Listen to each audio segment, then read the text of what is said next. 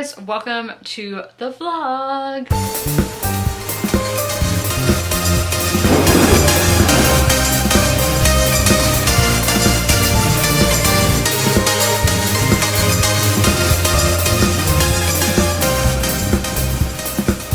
Is Wilderness Tales 40 Stories of the North American Wild, edited with an introduction and commentary by Diana Fuss. I am currently on a section that is about ice, fire, and ice. And today I read the story Trees Are Lonely Company by Howard O. Hagen.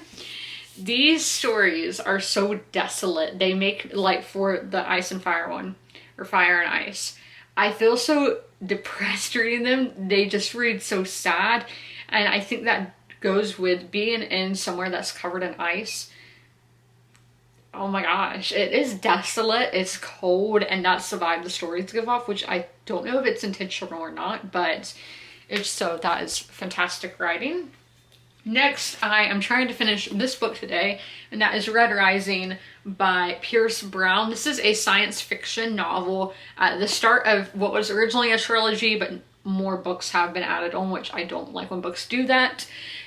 Our main character, Darrow, is a miner. He works in the mines on Mars, and they believe they are doing all this to make Mars suitable for civilization to come to. But turns out that's all a lie, that there is actually civilization on Mars and he is a slave. And so his wife is killed, and so he wants to get revenge in a sense. He doesn't call it revenge, but so he's going and wanting to take down the Empire. And I'm not loving this. But once I do my review, which as I said I do intend to finish it today, I will tell you my thoughts. Then the book that I'm loving that I'm reading at the moment is my mood read, and that is Milk Fed by Melissa Broder. This is a woman who is in a very straining or draining relationship with her mother, and she is taking therapy and decides to cut her mom off. And I think the title's perfect for this novel. But it's sad girl lit, that kind of thing, going analyzing this character's brain and life. I love when books are like that. And then lastly, my ebook is A Breath of Snow and Ashes by Diana Gabaldon. This is the number 6 book in the Outlander series, and it's just America preparing for the Revolutionary War. That's everything that I am reading at the moment and will be reading in this vlog. Some books will get added. You can see them over here. Actually, the ones that I'm going to be picking up are kind of hidden by my nice Valentine pillow I did decorate for Valentine's yesterday. But I will see y'all later when I have a reading update. Finished Red Rising, and once again, we have another 2-star. I don't know how many 2-stars in a row. This has been 1, 2, 3, 4. My 4th 2-star of the month. I've only given one other rating this month, which has been a 4-star. So it has not been a strong reading month for me. This is a 2.4, so on Storygraph I'm putting that in as a 2.25, and just a 2-star into Goodreads. So let's go into my thoughts of Red Rising. Character Darrow was very flat, very dry. I did not connect with him at all. I think we could have had more building before he actually gets when he's still in the mines and all that, and still a red, because the class system is by colors. I think if we would have spent more time with him there, that could have really developed his character. And if there was more inner dialogue, I think that would have improved his character. And then Atmosphere, this is set on Mars, and it's very Roman Empire inspired, which I am really interested in Rome at the moment, so I did think that was unique. But I was having a really hard time picturing all of this in my head. I couldn't tell you what Darrow looks like at all. I just assume he's a big, strong man, and that's all. Then the writing is where it was very dry. It was first person, which I did not like at all. The writing was my least favorite part. As I said, it would be in dry. That made it hard for me to connect with the character and hard for me to picture the story, as I mentioned in the previous point. So we're 2 sections of little paragraphs that I did put under the love tab that I did like, but overall the writing was dry, and I need character work and I need good writing, and I did not get this here. And then we go to plot. This was published in 2013, and I had known about it in 2013 and read it back then. I probably would have loved this, But now, if you read dystopian sci-fi, I think dystopian is only sci-fi, but back 10 years ago, you would have read this. It's nothing unique. It does compare it on a review on the back compares it to the Hunger Games, and it's very much like the Hunger Games, as Katniss comes from a very poor district and goes to these games and at the wealthiest part of the world, and that is exactly what happens here. Darrow is from a very poor, he's a minor, and what are they called, District 12 in the Hunger Games. Katniss's like father was a minor, and so we have Darrow who's a minor, and then he goes to the fancy city. I don't know if it's a capital or what, but he goes to the city and changes to essentially become a spy for his people, the Reds, to be a gold, and that is basically exactly what happens in the Hunger Games. So this is basically a Hunger Games retelling, if I'm being honest with you. I just had another thought, but now I can't remember what it was. I don't remember. But yes, this was fine. It wasn't great, but if I had read it back when it was originally published, I probably would have loved it. But at this point in my life, after reading so many similar stories, it brought nothing new to the table for me. And I know it's very popular on BookTube, but if the writing and character work does get better, let me know in the comments if you guys think I should continue the series. And also, this is the bookmark that I used. I got this at Westminster Abbey in London when I visited. It's a nice leather bookmark. But the next book I'm going to start, I am going to be reading the reading the audiobook for, and that is Migrations by Charlotte McConaughey. I don't know, but I will find out since we are doing the audiobook. This is a short one. It's not even 300 pages. I think this has a lot to do with like climate change sci-fi, which is one of my favorite tropes in the sci-fi genre. I will be starting this one tomorrow, and I love this cover, so I do need to get my bookmarks and all together and see how many chapters I would like to read a day in that one. But I am going to eat some dinner first. I made hot wings yesterday, and I'm fitting, since we're watching the Buffalo Bills today, that I'm eating buffalo wings. So I have some leftovers, so I'm going to eat the rest of those, and then once my stomach is full, I'll come back and write my book review on Red Rising.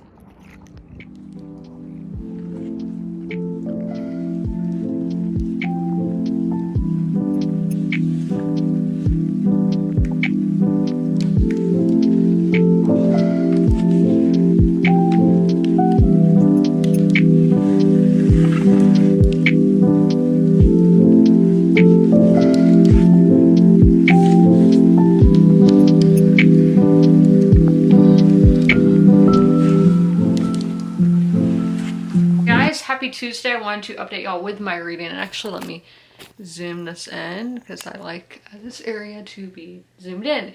But it seems like Tuesdays so far in 2024 have been dreary, rainy days. I am cold. It's only in the 50s, but I'm cold.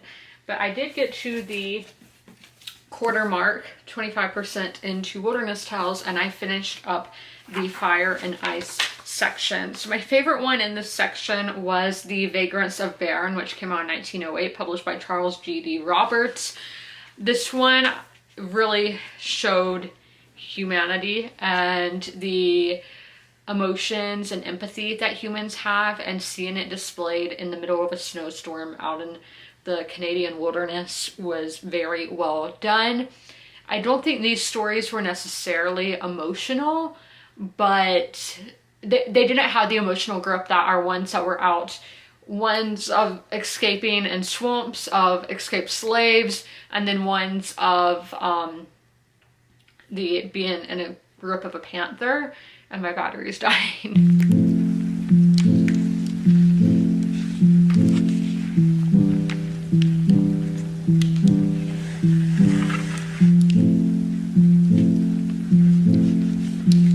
Sliding would be fun. Oh my. Oh my. Yeah, y'all can't see like anything, so I'm gonna move y'all just for this. We typically wouldn't film over here. I never even tried putting my tripod right here through the calendar. Is this gonna work? Is this going to work? Okay, it's working. Hopefully. Guys, I really hate that thing that I made in like 2nd grade, and when I brought it home, my dad was like, we've got to hang it up because, you know, parents are so proud of you, and that's great. But I never intended on moving in here. and it's still on the door. So I think I'm gonna put it on the front of my door so people don't see it, because it's weird. And yeah, I get the point. I learned a lot from it and I've used it a lot over the years. The sun. So I'm gonna get like really close to y'all. I wanted to show what I got at Target. So I got a really big tote thing that we're going to put my unread books in, and I will do that. We're doing like the 2024 reset that all the booktubers are doing at the moment, and I'm like, I would have done this if I would have known. And the double chin. So I was really tough on myself the other day about it, and then on Tuesday, I was like, screw it, we're going to embrace it. And yeah, so obviously I still get really insecure, like when I am looking down and I'm just like, oh my gosh, please can that go away? How do I get rid of this? I don't want liposuction because it's very invasive and I have intense medical anxiety. Like I have to take like 4 pills to go to the dentist. So I am terrified of getting something where they actually cut. Injections, fine, but cut really scares me. So yeah, with my outfit videos, I am typically filming like it's not at an upward angle like we're doing right now. It's at a lower angle. So like right time I look down, I see like all the fat. Like it will look like that. I don't know if y'all can see. I'm gonna show, like, of course y'all know what a double chin looks like that. And I'm like, that is so ugly. Oh my. So I just like to be real with y'all, but at the same time, I don't want people watching this to freak out and think that I am not okay. Because I am okay. I just have instances where I'm like really insecure, but at the end of the day, I try to embrace everything. Yeah. But I do want to show, it's because I've had people freak out over like Facebook posts in the past thinking I wasn't okay, when I'm like, I'm fine. I just want to vent on social media because this is my diary in a sense. But back to what I got at Target. I got this little Vespa. It is so cute. It's ceramic and it was for $5. And then I saw this tank top on Facebook or Instagram. Yeah, it was Instagram. None of my color palette at all, but it reminded me of Princess Diana on The Crown. At least an outfit that she wore on The Crown. I don't know if it was one of the ones that they took from real life inspiration. But they do have a lot of tank tops. I'm going to post on Facebook seeing which color palettes people would put with each one of them, because I love my color palette Facebook group that I'm in. But I got that one, and this was like $8, I think. And this was by A New Day. At $8. And then I got this book that I've never heard of, and I can't buy any more books this month. So if you guys would like to gift me books, feel free. And don't ask for my address. People have been like, where do I send books? I am not giving out my address to strangers on the internet, but I do have an Amazon wish list, and on there you can send books that are on my wish list that I've specifically asked for, and it doesn't show the person's address, it doesn't show your address, it doesn't show my address, so it's very nice in that. But this book is called Mr. Hockey by Leah Riley. This is literally 194 pages, and it's about the NHL and not college romance. College hockey. College hockey isn't huge in the Carolinas. It does exist. UNC, NC State, Coastal Carolina, South Carolina, Clemson, they all have hockey teams, and South Carolina is one of the best in the country, but it's just not huge here. The NHL isn't huge, but we do have a very good NHL team, and I just prefer the NHL to college, and that's in all sports. I prefer pro to college, except women's basketball. I love women's college basketball. But this is about, I haven't read Icebreakers. Sparks fly between a hockey player with a dirty mouth and an awkward bookworm in this spicy hockey romance. Okay, I have a bit of a dirty mouth, but that sounds so relatable. So Jed West is Mr. Hockey, the captain of the NHL's latest winning team and the hottest player on the ice, at least according to Breezy Angel, who's been drooling over Jed at games for years. He plays a starring role in his most toe-curling fantasies, but dirty dreams don't come true, right? So my dad let Delilah in, so I need to go get her to her room. People just don't care that I fell and turn off while I was gone, because we're still nicely zoomed in. And this is actually a nice spot to film. I might start filming here, but let me tell you all the rest of this. So Everything changes when Jed saunters through the doors of Breezy's library as a last-minute special guest for a summer reading event, which I think is kind of weird. I've never heard. Oh, I've seen when pro athletes go and read to like little kids, so maybe it's that. But their chemistry is immediate and hot enough to thaw an entire rink in record time. But things grow complicated when Breezy decides to hide the fact that she's Jed's biggest fan. I don't know what I'd do in that situation, but okay, after all, her feelings for him are genuine, so who has to know? She's not the only one with secrets, so Jed's could change the course of his career forever. What's it going to be? Can this hockey hotshot and quirky bookworm find the courage to be honest with each other, or will their love story be over before it can truly begin? That sounds intriguing. That sounds really good. And it's only 194 pages, so I can definitely maybe get to it in February, because I do like to read romance in February for Valentine's Day, but I do need to take a picture of my outfit because I like to do that in the 5 o'clock hour because the lighting is as good in my room. As y'all can see, this is so good lighting. And then we will get to doing my reset of rearranging some books. And I did move a bookcase yesterday, and I want to show y'all what I did with that. Okay guys, so here's the bookshelf that I moved. So these top books that are up here on the top are ones that I've purchased in recent months, but they haven't had a shelf to go on. So a lot of used and secondhand books, some not. Now, and I have not read any of those. Now down here, I've read every single book on these, and then these are comic book Funko Pops. And then these are just around the world, but we did it in order of genre and then in the order that I read those books in.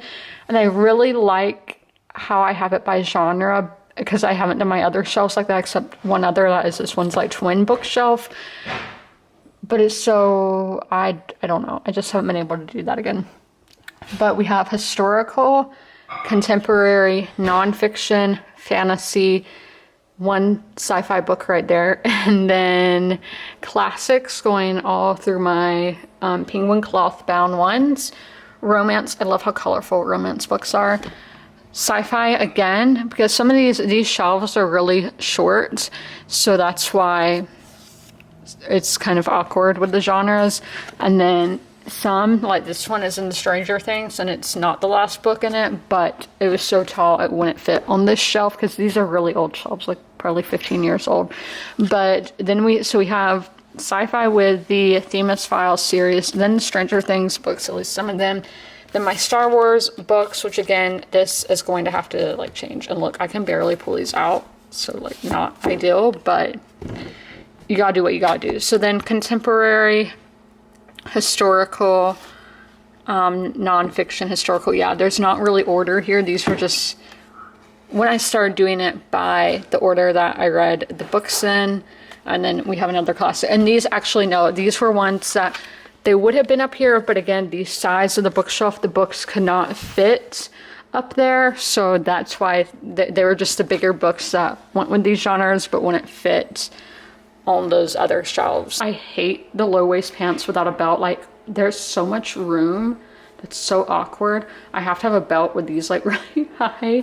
If I'm wearing like something long that's not cropped, like I hate that look. Here's the tote thing that I got. So we need to move it to my old studio, and then we're going to do it in alphabetical order. So like classics, I literally only have like one classic, then contemporary, and just go down the list. But I do think I am gonna put these wheels on it. I've never done that, but then I only awkwardly have those wheels sitting around. So I'm going to put those on the bottom and then move it. Let's move this thing, guys. Oh! That wasn't good. The wheels fell off. Okay, guys, this is so embarrassing to show. One, because my disgusting carpet, because when we moved in here, we did not get the carpets cleaned. I was 6 years old, so don't blame me. And then, dogs. Here are the books that we are putting in here. So some of these books over here are ones for videos that I'm going to be filming. These are ones that I want to get to soon. These are ones I didn't know if I should unhaul or keep. And these were ones that were nominated for the Gertie's Awards. So yes, all of these ended up falling off. They are not worth it. You literally just stick them in the hole. That's what I did, and they all fell off. So I didn't want to have random things sitting around. But it'd be better if they were sitting around in the packaging and not just here. yeah, Bright Room by Target, please do better. But let's get to sorting this. I know we shouldn't have the lighting behind us, so let's see if I do it like that. That's better. Yeah, I do not like this room. This is the room I used to live in, and back then it was fine, but since I moved out, it's just a bunch of clutter, and that is something that we are trying to fix. And this whole house is the clutter issue, and that is why I got this thing to fix clutter, and just been unhauling so much stuff. I've talked about it. I kind of joked about it earlier. People give you stuff because they don't want clutter in their house, and then you end up having clutter in your house, and it's just an ever-going cycle. Yeah, it's the worst. And I hate having to complain about that, but you gotta do what you gotta do, right? We're going to find my classics. I don't know where my classics are. Okay, maybe it's that one over there. As I said, it's literally one book, so maybe we won't start with the classics and we'll just go straight into contemporary, which for me, contemporary and literary fiction is put together. So I am going to stop talking and cue the music and the B-roll.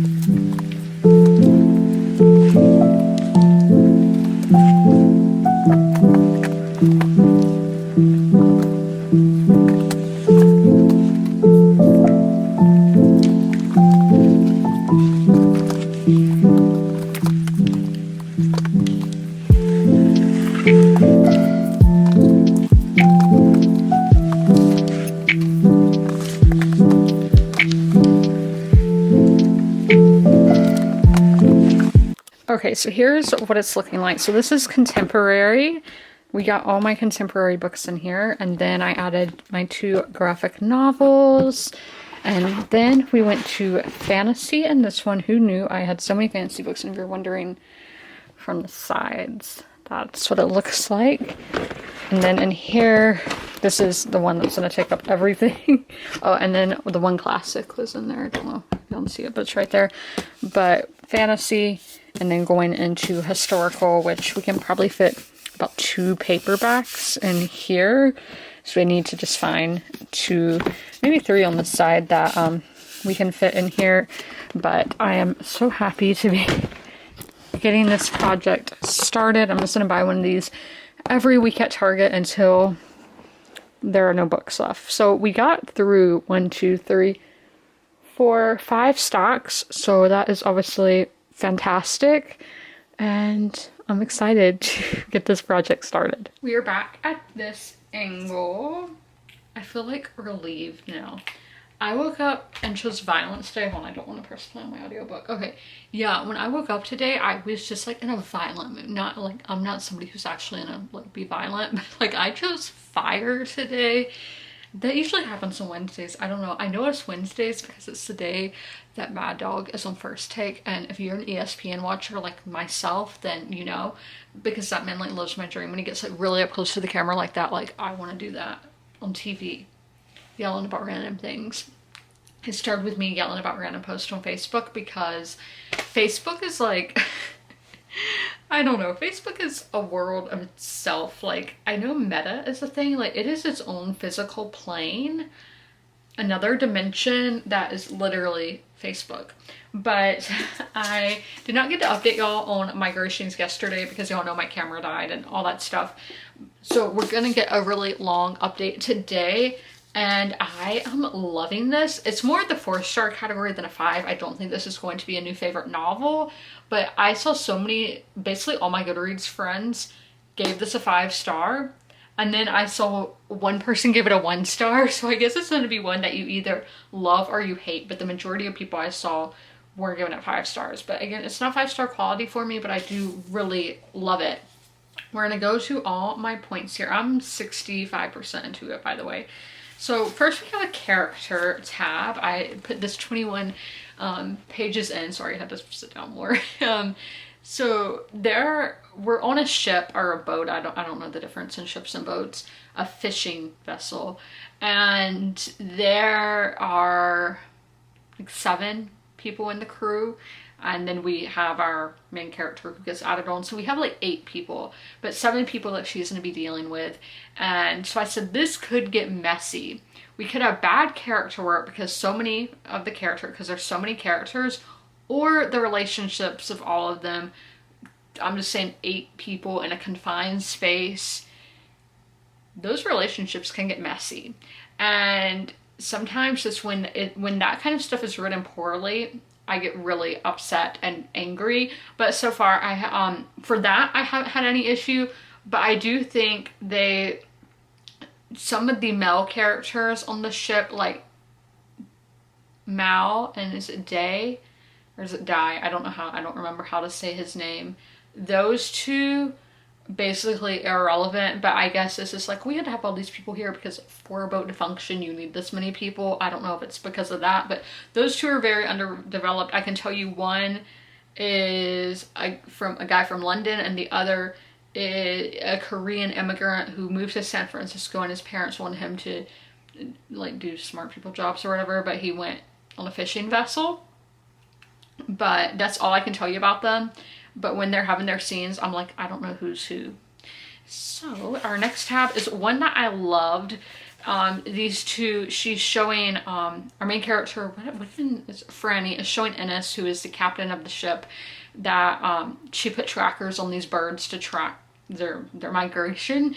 And so she's showing the screen of where you can track them. And it says, we share a silence filled with the beauty of delicate white wings that carry a creature so far. I think of the courage of this and I could cry with it. And maybe there's something in his eyes that suggests he understands a little of that. And I was just like, that is beautiful. And then that's kind of spoilery of just how she has all these secrets behind her, and this was just a tab of my guess on that, but I'm not going to say it here because it's only 28 pages and in the second chapter, but I don't want to give y'all a potential spoiler for that.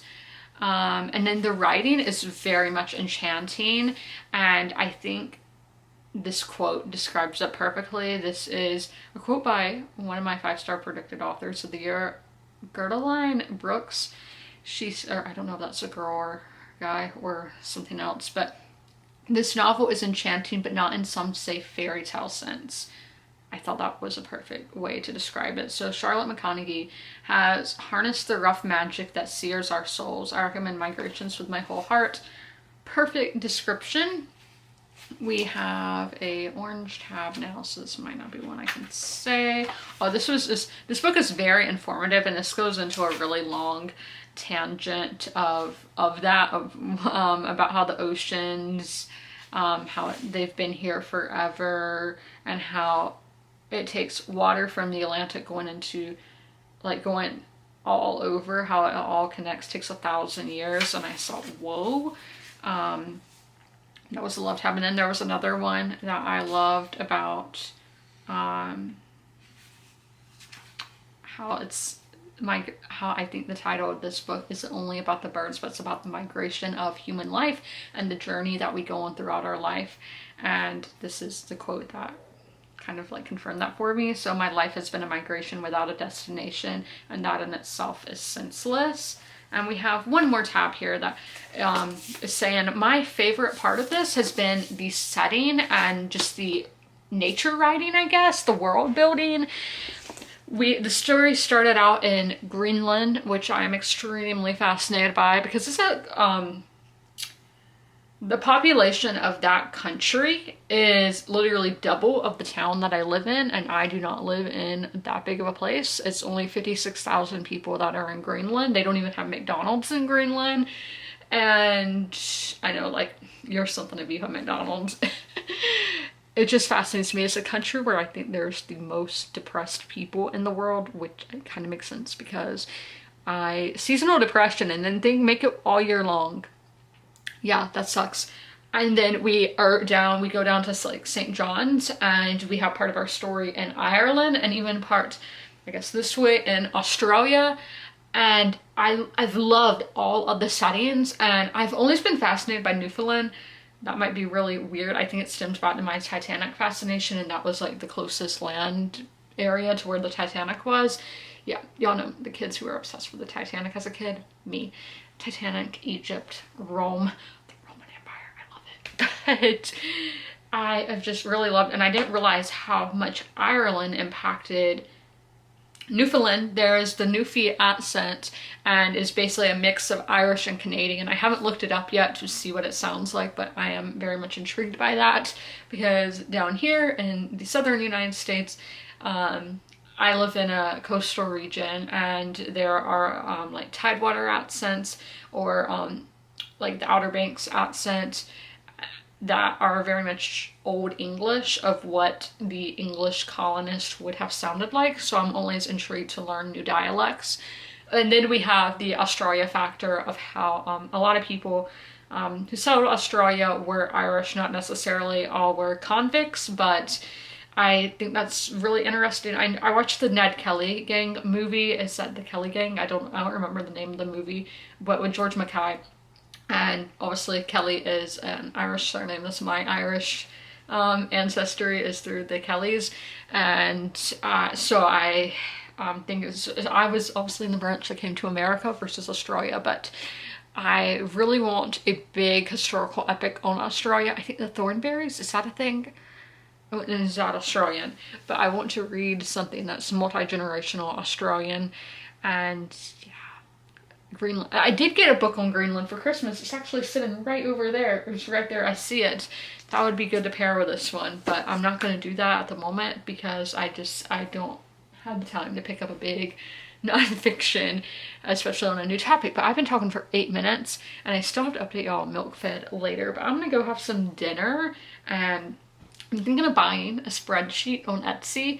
I just need to talk with not talk with the person. They have a video showing, but my problem last year, I had a free one that once I hit 100 books, and I read 120 something books last year, that I couldn't get those books into the chart. So I needed to see if this chart can handle the amount of books that I want to read. So I am going to talk to the person. Like if it's not in the video, I'm going to message them and ask if I can. I'm going to say at least 200. I'm not going to read 200 books, but I'd rather be safe than sorry. Time to talk about Milk Fed by Melissa Broder. I love this, but Light Migrations, it's not hitting that 5-star mark, but it could get there. I don't know what is wrong with it. Like with Migrations, I have kind of an idea with like some of the characters being underdeveloped and the plot not completely gripping me. That's a lie. The plot, yeah, just some books, they don't hit that 5-star level, and that is a-okay. I'm still absolutely loving Milk Fed, and let's go into why. We talk characters first, as always, and this book is like uncomfortably relatable. I'm like not in the sense I don't have an eating disorder. I never have. I'm not LGBT, I'm not Jewish, but there's just some sense of relatability to it. The character's 24, so at similar stages in life as I am 24.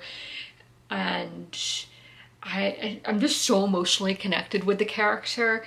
This book does a great job at having the emotions of the character come off the page and just gripping you and making you feel those emotions. So when she is having this anxiety, I'm feeling that anxiety. I'm just feeling all of the feelings that the character is feeling, and that's always what I love in writing. So atmosphere, no, there is not a huge thing. It's set in Los Angeles, and then she is from, I think it was New Jersey originally, so nothing too crazy there. Writing, I do really enjoy this writing. It's the very typical of the genre, short chapters, straightforward and just blunt, and that's my favorite writing style. So writing is great. And then there's not a whole ton of a plot here, but there are themes, and I think this is definitely a more character-driven novel. And one of the things that I find so relatable is, well, how I think the book, its title, Milk Fed, is that relationships can be so draining, and a lot of times in relationships you do latch on, like a baby would latch on to that and then drain that. But ooh, there's a lot there's a lot I could talk about with this one. This one would be so fun to review. That, as I was saying, relationships can be so strained. I think it's interesting. We see she has a very strained relationship with her mother, but in her romantic relationship, she really jumps on and latches on, when with her mom, it's like a completely different thing. And I don't think it to relate to this, I don't think it necessarily has to be a parental relationship. I've had friendships in life where it's just so much to take in the other person's life. Just so much is happening, and it gets overwhelming. And or maybe sometimes your lives, you don't want the same thing in your friendships, so you can't relate anymore, and just the thought of losing somebody can be very draining. And a lot of times in friendships, I've just had to step back and be like, I need to focus on myself. That may sound selfish, but I cannot deal with another person at the moment. And I think this book does a great job at portraying that. And just so many different things it says here, like how we have so many appetites in life: physical hunger, sexual desire, spiritual longing. Yeah, there's a lot of talk of religion. I've learned a lot about Orthodox Judaism. Is that the right way of saying it? But I've learned a lot about that. I don't know like anything about it because that's not a huge religion in the South, at least where I live in South Carolina. There is like a synagogue in my city, but I don't know anybody who goes there or anything, and all my Jewish friends are from the West Coast, so it's not a religion that I know a ton about, so I am learning a lot, and that is always great to learn. I am going to go do my nighttime routine now, and then I will be getting into Outlander after. All right, or wonky?